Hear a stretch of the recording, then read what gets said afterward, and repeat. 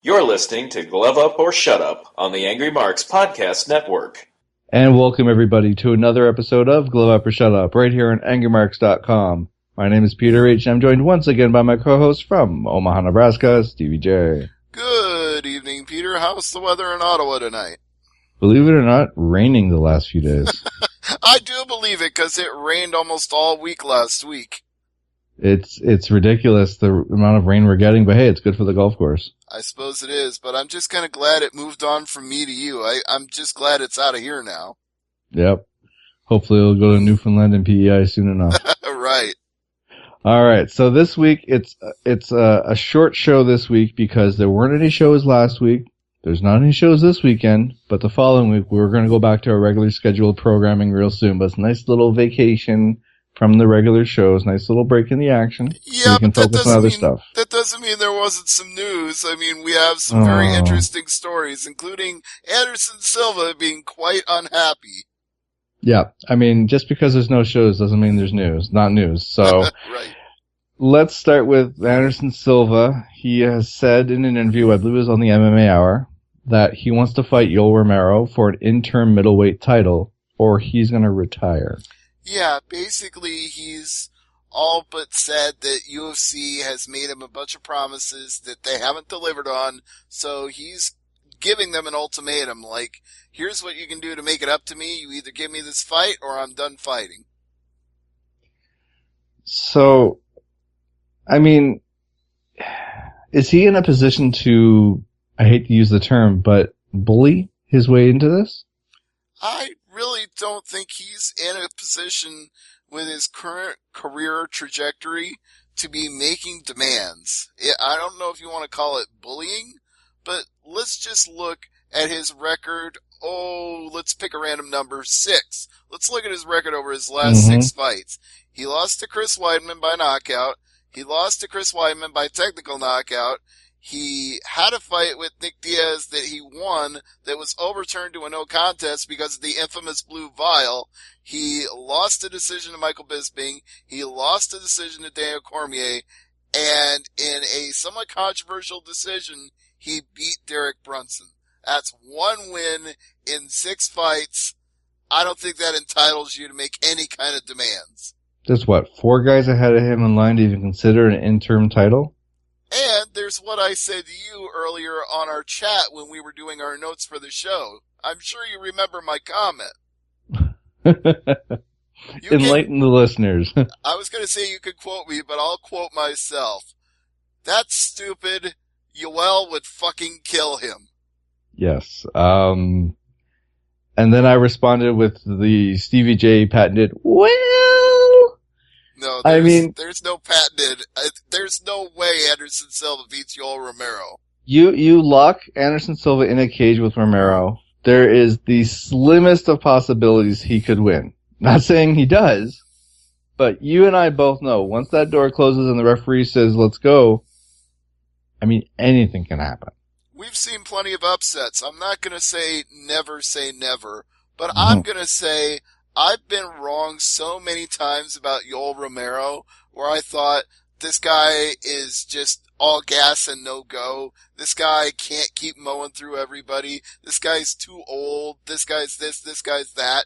Every step of the way, Yoel Romero has proved me wrong over and over again. So at this point in 2017, until somebody comes along and knocks his block off, who am I to doubt Yoel Romero? That man is a monster. He kills people in that division.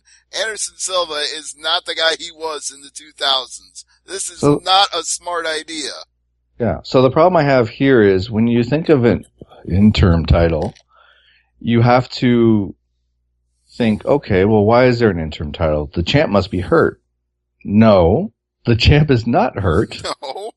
He's waiting for his fight with GSP. So it's not like a situation where the champ is refusing to defend the title. It's the champ is waiting for GSP for this fight to actually be announced as far as a date is concerned. We don't have an official date. The champ isn't hurt. Why the hell would you want an interim title to muck up the process? Now, that being said, if you put your fantasy booker hat on for just a second, I mean, I hate to say it, Stevie, but you could, in theory, if this happens, if this interim title fight happens and Anderson Silva, upset of upsets, beats Yoel Romero and GSP beats Bisping in 2018, there's a possibility of a GSP Anderson Silva title fight. In theory. That's long past the point at which you and I even started to first discuss that idea. And I thought it was a bad idea back then. And in 2018, it's a terrible idea. Is it worse than a Bellator tentpole show? Why is it Bellator tentpole show suddenly a benchmark of badness? When did that become... no, I just think you're thinking a bad idea. I'm thinking some of those tentpole shows like Shamrock and Kimbo or something like that where two guys who on paper years ago would have been great, but now they're past their prime. Okay, but that's a completely different strategy. Now, I'm not saying those fights are good fights, but I'm saying Bellator has used those bad fights as a marketing tool to get their name out there. UFC doesn't do that. No, UFC is already the number one name out there, so they don't need to put on bad fights just to get people to pay attention. Yeah, it's true. The UFC is still the name, the number one name in mixed martial arts. So that's not a secret or anything. It's just, I can't believe we're talking about Bisping demanding something. As you said, his last 6 fights. You mean Silva demanding something. You said sorry, Bisping. Silva. Yeah, Silva. No, Bisping is actually the one who can make demands right now. He's in the catbird seat. Did you hear what he said about GSP's photo? What did he say? So something about, is he having a child or something? Or it's like, oh boy. Yeah, it's typical smack talk from the Count. GSP is a guy I would not want to smack talk. I know what he's trying to do. I understand what his game plan is, but GSP, to quote a famous TV show, homie don't play that. No, I think Nick Diaz found that out. He found out that smack talking doesn't rattle GSP. It just makes him more focused. Yeah. I mean, unless GSP comes back with, your smack talk doesn't impress me much, it doesn't impress me at all. Like, what are you going to say about it? It's. Yeah. I don't know. We're going to go down a huge rabbit hole if we keep talking about this because there's so many questions left to be answered. And until that fight gets a date, we can't answer them. So back to the original point, does Anderson Silva get this demanded fight for an interim title? No, it's wrong to create an interim title in most cases. It's really wrong to create one here, and Anderson Silva has no leverage. So for all 3 of those reasons, it's not gonna happen. And he's got how many fights left on that contract? Oh, like 5 or 10? I don't know. It's a shit ton. Exactly. So UFC got no reason to give him anything. They'll be like, yeah, we got a contract you got to honor, so you'll take whatever fight we give you and you'll like it. Mm-hmm. Other news this week, Benson Henderson looks to be coming back in the summer, probably the later end of the summer, due to having knee surgery. Mm-hmm. Thought he was going to take some time off for military service, though. Benson Henderson? Yeah, he talked about that after his last fight, and before his last fight even. He said that one of his career goals was to actually take 2 years and spend it in the military service, and he didn't care if he was washing planes as long as he was serving his country. Wow. Well, I didn't hear that. Yeah, that was in almost all the interviews he did before his last fight. So, we just spoke about Georges St. Pierre a minute ago. Johnny Hendricks had a quote about him. Oh, and he's in the news too because they just announced a fight for him for Oklahoma City. Oh, that I don't have on my list actually. So before we get to that fight announcement, Hendricks said on his career now in middleweight, he says he can't wait to retire GSP again. Yeah, well, he might have quote unquote retired him, but he also didn't win the fight. So say what you will, but you lost that fight, homie. Now, guess who's coming back or planning a comeback for November this year? I'm sure you're going to tell me, but meanwhile, I'm waiting to tell you about the Johnny Hendricks fight. fight. Right. Okay, who is Johnny Hendricks fighting next? Tim Bosch. Ooh. And you know where that fight's taking place? No. The Chesapeake Energy Arena in Oklahoma City, so Hendricks gets the hometown pop. Oh, wow. Wow, that's going to be... It's a hell of an opponent, though, for him, too. Yeah, I mean, that's a real game fight for him. Wow. Okay. As far as other news, guy coming back in November, Todd Duffy. Oh. He's been gone for a couple of years now, and he's finally ready to come back. I don't know that I was under the impression he was retired, but I wasn't given the inclination to think he was coming back anytime soon. Well, he's coming back in November, and we haven't seen him, I believe, since his fight against Frank Mir. Yeah, it's been a little while. Yeah. He is coming back for UFC, though, right? Yes, UFC. Okay. To the surprise I wasn't sure if he was going to be like a Bellator acquisition, since they seem to be reluctant to crown a new heavyweight champion. So I know. I'm starting to wonder how many more heavyweights they need before they can actually get around to doing that. To the surprise of no one, Renan Barão is going back to bantamweight. Yeah, I don't know what's going to work for him at this point, because I'm not sure either division is really that good for him. He's a Jekyll and Hyde fighter at this point. Yeah, he's not the dominant fighter that was once pretty much the king of the pound for pounds, but he's nowhere close to that now. So I saw this quote this week, and it made me have a of course, this goes without saying, but John McCarthy actually said this. Mm-hmm. He says that the different rules across the commissions hurts fighters, officials, and fans. And it's not really surprising that a guy with the intelligence and the integrity and, dare I even say it, the intensity of Big John McCarthy would be the one to point that out, because he is 100% correct. Yeah, he's got the three eyes, that's for sure. Mm-hmm.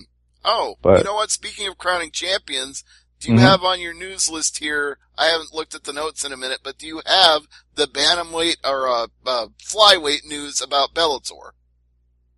I have a Bellator flyweight women's I have a Bellator announcement for the fight announcements for Bellator 181 in Thackerville, Oklahoma.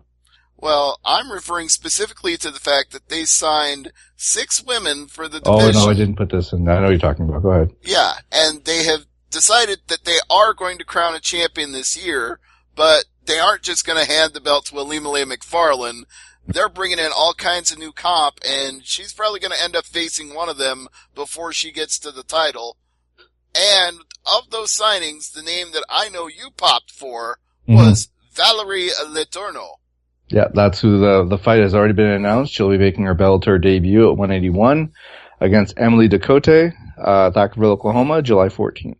And you got to think, if she wins that fight with Ducote, they'd probably quickly move on to matching her with Alimale and put the title on the line. Yeah, I could definitely see that. Jake Ellenberger has said he's not done after getting knocked out at Fight Night 108. Well, I understand why he said that, but I have my concerns. We're not talking Sidney Crosby concerns, are we? I would actually put it in that category, yes. If those who haven't seen it, go out of your way to check out Sidney Crosby's injury last night in the NHL playoffs. Another concussion for a guy who's missed over 100 games with concussions in his career. It's a joke, but some people have said that, he's one serious concussion away from drinking soup from a straw. It's not a joke. It's actually true. Yeah. It's like Chuck Liddell is a perfect MMA example, but more recent example is Sidney Crosby. These guys, Chuck should not be fighting. He's not fighting. Crosby, it's too early to say how big the severity is. They're taking him out of the game 4 as a precaution, but as far as Ellenberger, that was a nasty, nasty knockout. It's like when we talk about what happened to Rory McDonald when he fought Robbie Lawler, and we're still waiting to see if that changed him. But sometimes when you get knocked out the kind of way that he got knocked out in that fight, or the way that Jake Ellenberger got knocked out by Mike Perry, it changes your life. You're never the same guy after that. Mm-hmm. Absolutely. Francis Ngannou has moved to Las Vegas. Yeah, everybody in the heavyweight division is now officially on notice because he'll be rolling with some of the best dudes in MMA in that city. Oh yeah, and the thing is, he is one of the, if he's not already on your list of fighters to watch next year, or this year even, like, yeah, this guy is a dangerous, as you would say, a dangerous mofo. Mm-hmm. I wouldn't want to mess with him in the cage, that's for damn sure. No, or any other place. So, Mitch Gagnon wants to fight Brett Johns at UFC Fight Night 113 in Scotland on July the 16th. They both asked each other on Twitter. Okay, well... So it's a polite Canadian way to ask, do you want to fight? And the Scotsman said the same thing. It's like, the matchmakers, you have to do this? Like, rubber stamp this fight, let's go? Yeah, just get UFC to sign off on it. I guess then it's a done deal. Now, we're going to talk about, well, we talked about this fighter last week winning his fight. And I'm curious to know what your opinion is of this. Brian Barberena wants to fight a ranked fighter in his next fight. I think he's earned that. Here are the three fighters at the bottom of the rankings for the welterweights. 15 is Leon Edwards. 14 is Matt Brown. And 13 is Santiago Ponzinibbio. Well, he could beat Ponzinibbio. Matt Brown would be a hell of a fun fight, but that could probably go either way. Yeah, that would be a slobber knocker, but that could also have the potential to go to the judges as well. Right. I don't even have an opinion on number 15. I'd have to think about that one for a while. Well, he's a new entry, right? So, I mean, it would be something where the guy is defending his newly acquired 15 number against a guy outside the top 15. Barberena, I could see why he's asking for a ranked opponent. If he's hungry enough, I hate to say it, I'd give him Matt Brown. I think so too. I almost feel like it kind of give Edwards a little grace since, like you said, he just broke into the top 15. And I'm looking at his record now because you got me thinking about him a little more. Mm-hmm. And his only loss in his last 6 is my benchmark for this show. If anybody has more than 6 fights, then I'm going to look at their last 6. If they have less than 6, if they have less than 6, there's nothing I can do about it. But I'm making 6 my benchmark for this show. 6, 6, 6. The benchmark is 6. And in his last 6 fights, his only loss is to Kamaru Usman. So, you know what? He's actually earned that number 15. Let him hang on to it for a little bit and see if he can move up the ladder. Don't give him a fight where he can just fall right out of it immediately. Give the guy a chance. All right. So as far as fight announcements are concerned, we had 3 fights. We already mentioned Letourneau and Ducote at Bellator 181. And there's also I mentioned Boach and Hendricks. We got that one out of the way. Also, on June the 3rd at UFC 212 in Rio de Janeiro, Brazil, it is now confirmed Vitor Belfort, his last fight against Nate Marquardt. Well, that should be a loser leaves town fight. Well, Belfort has to leave the town after he wins or loses, or what? Like, I mean, whoever loses, he's leaving that fight, UFC regardless. Yeah, but I'm saying Marquardt should probably do the same thing if he loses. Eesh. Double loser leaves town if he loses. Yeah, I guess. And the other fight, the top 25 finale in Vegas on July the 7th sees Aspen Ladd fight Jessica Ai. Speaking of people that have not many options left, Jessica Ai is pretty high on that list. Now, as far as... You know what? Wait a minute. Before you even move on, I made that benchmark. I want to go back to that benchmark to explain my comments here. In her last 6 fights, her only win, and this was by a doctor's stoppage, was over Leslie Smith. She is 1-5 in her last 6. Jessica Ai is in trouble here. I remember that stoppage. That was the right call. It was the right call, but that is a shitty record. Now, we talked about some signings, and some roster changes last week. And as far as signings are concerned, there has been a few since March the 1st. The biggest, of course, is Georges St. Pierre. You've also got Delvison Alcantara, who's a flyweight. He's 11-0. Mm-hmm. Ashkan Mokhtarian, flyweight 13-1 from Australia. Right. You've got a lot of flyweights here. There's 4 of them, in fact. The third one is Nikoi Inui from Japan. He's 10-0. He's another flyweight. And Filipino fighter Carlos John de Thomas, 8-0. So they're really getting to the flyweights signing spree, it looks like, with 4 of them in the last month. Well, they need some more comp in that division, so why not? April 14th, Marlon Moraes, bantamweight, 18-4-1 overall from Brazil. Yeah. Well, we already know him. He's the former World Series of Fighting champion and a guy that I've had the pleasure of interviewing several times. He's a very nice guy, a very humble guy, and a very talented guy. And one guy you don't want to sleep on here at featherweight, Jared Gordon, 12-1 from USA. All right. And there was one cut since the 1st of April, I should say, and that was Michael Graves, who was a welterweight at 2-0-1 record. Okay.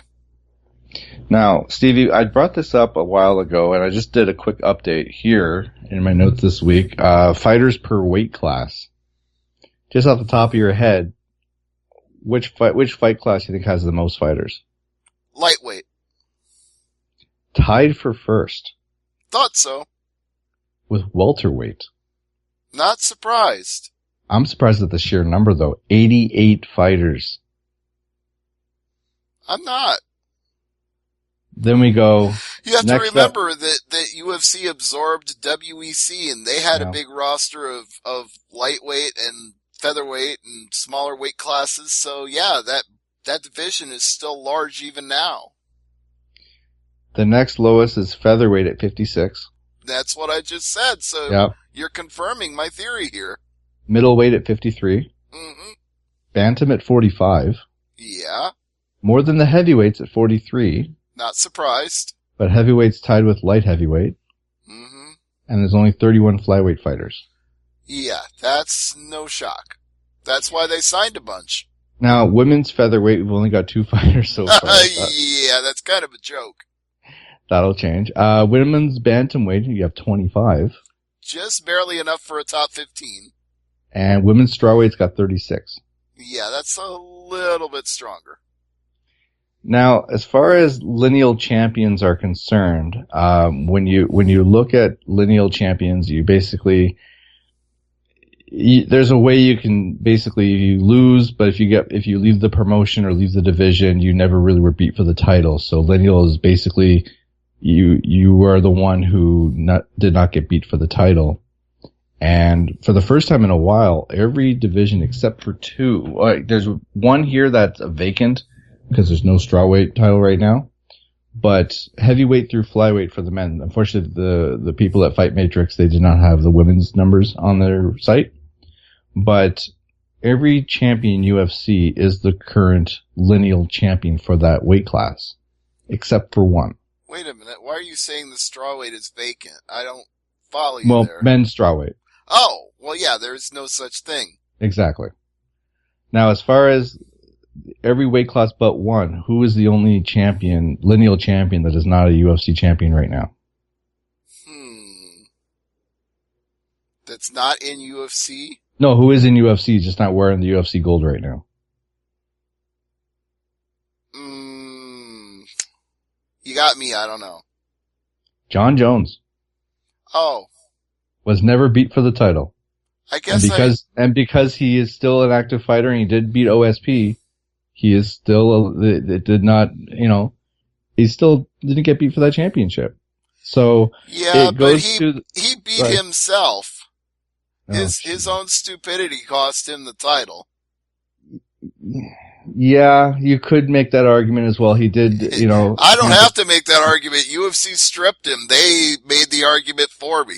But in the lineal sense, like, you haven't beaten John Jones. So this leads to the reason I brought this up, this whole lineal champion thing is, do you think we'll see the John Jones Cormier fight in 2017? Or do you think it'll be pushed back to 2018? At this point, I honestly don't care. Really? I think the sport has moved past him. You don't think John Jones fighting in 2017 is of any interest? I think it's probably a box office draw, and I think it's great for whatever city gets that fight. I'm saying, me personally, I've pretty much had it with John Jones. The guy has screwed up so many times and gotten so many chances and screwed up those chances that I no longer trust him or care. I feel like Cormier is the deserving champion who only does absolutely everything they've ever asked him to do and beats every single contender they give him. So why are we talking about Jon Jones? We should be talking about Daniel Cormier. This lineal shit, it's fun for fantasy sports, but it has nothing to do with the reality of the situation. And the reality is that Daniel Cormier should be considered pound for pound one of the best fighters in the entire world. I'm just trying to put like a stamp on this as far as Jon Jones, Cormier. You know, the fight, in my opinion, the fight has to happen. It has to. Well, and it keeps getting promoted, so it's going to happen. I'm not denying that. Yeah, but you're saying promoted like the fucking, pardon my French, the Mayweather-McGregor fight. That's being promoted. Doesn't mean it's going to happen. No, but well, Jon Jones and Daniel Cormier, that's a different story. In this case, I can say that it'll happen because when you talk about Mayweather-McGregor, Mayweather is not under a UFC contract, whereas Jon Jones is. So they're going to get their money's worth out of Jon Jones, even if it's like the last thing they ever do, and then they get rid of him because he's such a fuck up. I mean, I hate to say this because it makes me sound like a dumbass, but can you imagine if they book, Jon Jones, Cormier at the December show? And and Jones does something stupid and gets popped for a drug test again. It happens again. Can you imagine how bad that would be for the company? You know what? That would almost serve everybody involved for even dealing with Jon Jones at this point. If that happens, it's like, you know what? You could have cut him. You could have released him. You could have let him go to Bellator. You decided to try and work it out with him. It's your own fault. Maybe that's why they have him under contract still. Maybe it's because they don't want him to go to Bellator. But you know what? If he went to Bellator, he'd be a fuck up there too. Well, I'm sorry. I am at the point where I'm done with Jon Jones. I really am. But you can't deny his talent, though.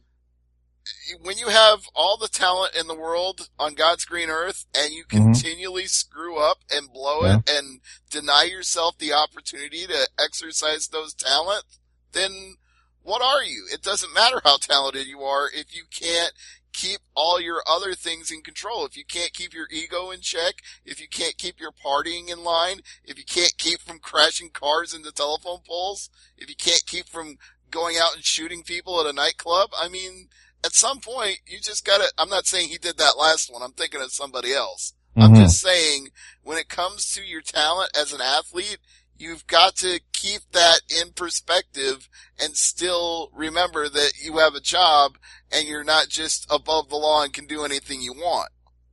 So if you're Daniel Cormier, let's flip the coin on this. If you're Cormier and you're in a training camp, do you train for a Jon Jones fight or are you putting your target on somebody else?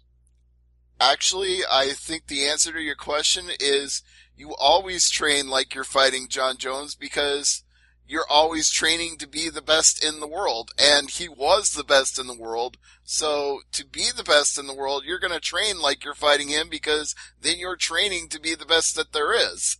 But there's no matchup right now for Cormier besides Jones and maybe the Mauler. Right. And I'm saying a big maybe with the Mauler. But if I'm Daniel Cormier and I'm the supreme athlete and the world champion that I am, I'm not going to slack off just because Jon Jones isn't on the radar. I'm going to bust my ass every single day.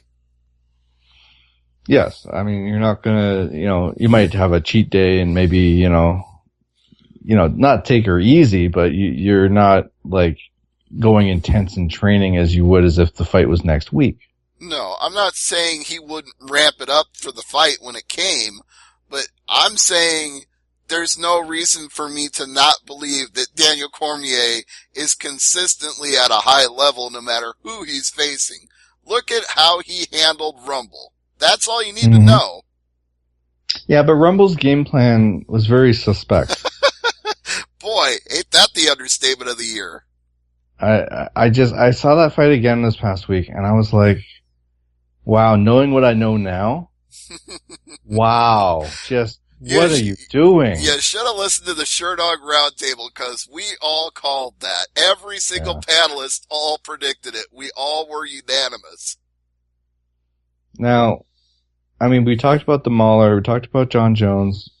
I mean, if it's not one of those two as an outside chance, who else is there? I mean, Rumble's not there, so that's 3 fighters. So you're looking at the number 4, number 5 light heavyweight, and I mean, those matchups against Cormier's winning. Mm-hmm. There's no tough test, I guess is my point here for Cormier at this juncture. Now, I could be wrong. Jimmy Manawa is theoretically the best matchup out there of the available names. Manawa would be entertaining. I will definitely, I would like to see that fight. Absolutely. But I don't think you're making a license to print money with Daniel Cormier and Volkan Ozdemir. That's not Lord. nobody cares about that. That's like John Cena fighting James Ellsworth. Come on now. You know what? No, that's wrong, because people would actually tune in for that. We saw that. James Ellsworth and AJ Styles. How many times did they do Ellsworth and Styles and people tuned in for that? I saw Styles and Ellsworth in a ladder match. That's what I'm saying. In person. Yes, that's what I'm talking about. It's completely different worlds. We gotta take pro wrestling out of the equation here, because you cannot compare apples to oranges in this case. Yes. Okay, it would be like, I don't know, Stipe Miocic fighting, Demetrius Johnson. Oh, jeez. There's a fly on the wall. That's what I'm saying, is that's your example here. It's like something that makes no sense whatsoever that you wouldn't ever want to see. Demetrius Johnson Stipe Miocic. Oh man, too bad Brock isn't in UFC. Can you imagine Brock and DJ? Yeah, I can imagine that would probably look a little something like that time that Brock Lesnar, what was that one like guy's name? Zach Gowen. It would be like Brock Lesnar against Zach Gowen. It would be that level. AngryMarks.com, the only time we reference Brock Lesnar and Zach Gowen in the same breath. Holy crap. Alright, well on that bombshell, Stevie, what's on tap for Thursday Night AMP? Well, there's a New Japan show this week called Wrestling Dontaku. That's taking place at what Abby affectionately calls stupid o'clock in the morning, so she and Jason are probably going to watch it live. I'm going to watch it on replay because I'm not crazy, and then we'll talk about it. And of course, Payback happened over the weekend. We'll talk about that as well, but the less we say about that, the better. Yeah. That was a bad show. I didn't pay for it, so I'm happy. I paid for it, and I spent my time doing something else. Jeez. Is the New Japan show, is that on New Japan World?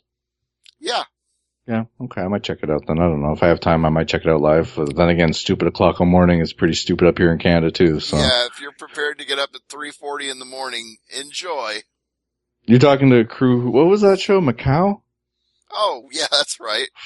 That one started at 5 in the morning, right. I think we were joking each other. Who's got the bigger cup of coffee right now? We're watching it like Marks. But you know what? It used to be fun when those kind of things were once in a blue moon. Like back when Pride shows were the thing, and you could order that pay-per-view and watch it at 2 in the morning. You only did that once every 2 or 3 months because every Pride show was a big thing. And these days, there are so many shows that a show at 4 in the morning, it isn't special anymore. It's just like, oh my god, I have to get up for this? For me, you know, it was always a good alarm clock for me when I was watching those shows? What? The ring announcer. Oh yeah, Len Hart. She'll wake anybody up. In the blue corner! One of my highlights. I mean, it's the little things sometimes that really make you just appreciate, like, Mauro Ranallo. Oh, did you hear Klitschko lost over the weekend? No. Well, I did a little boxing preview of that for the site, but I hadn't had a chance to check out the fight. Klitschko lost and Mauro Ranallo was there calling it ringside. Excellent. Well, I'm glad that he was there for the play-by-play, but I'm also not surprised because in the write-up I did, I wrote that the Klitschko era might be over, quote unquote, and I guess I was just proven right. Yep. Now, do you think we'll see Mauro call MMA again one day? I think he's already said that's in his agenda going forward. I wonder who he'd call for. Well, let's see. What possibilities are there? There's ONE FC, there's UFC, there's Bellator. There's no shortage of places he could work. No, but can you imagine if he calls a show with Todd Grisham? That would be a little strange, but not maybe a bad thing. I mean, it's something where he can bring the experience, and especially if it's in like outside of North America. Mm-hmm. Morrow has more of a, I don't know, like he's got more experience calling shows, MMA shows outside North America, especially in Japan. But, right. You know, he is a guy that when he signed with WWE, I was excited because I know this guy, and now I'm excited that he's going to come back to MMA because dream job. You don't fault the guy for that. You don't. You just don't. But now that he's left that environment, maybe he will, go back to what made him really happy. I know it's leaving your dream job. It really sucks, but I mean, look at the joy watching the old Pride tapes, watching some of the old shows. Listening to him and Boss Rutan call a show together. Oh man, it's right up there. Yeah, the camaraderie the two of them had was half of the fun in itself. There's something about the Mamma Mia thing when he's it just makes you as a fan just appreciate the sport that much more. Yeah, that's why there's a drop of it in our closing show. That's Absolutely. why it's factored in. Mm-hmm. It's right up there with Michael Chavello yelling, "The big kibosh! It's good night, Irene!" Well, Stevie, any more plugs you want to get in this week? No, that's my plug actually is Michael Chavello. If you're not watching fights on Access TV, you're missing some of the best calls in the sport. Absolutely. Well, for Stevie J, I'm Peter H., the Hardcore Canadian. Thanks for listening, and as I always say, never leave it to the judges. Good night, everybody. See ya. You're listening to Glove Up or Shut Up on the Angry Marks Podcast Network.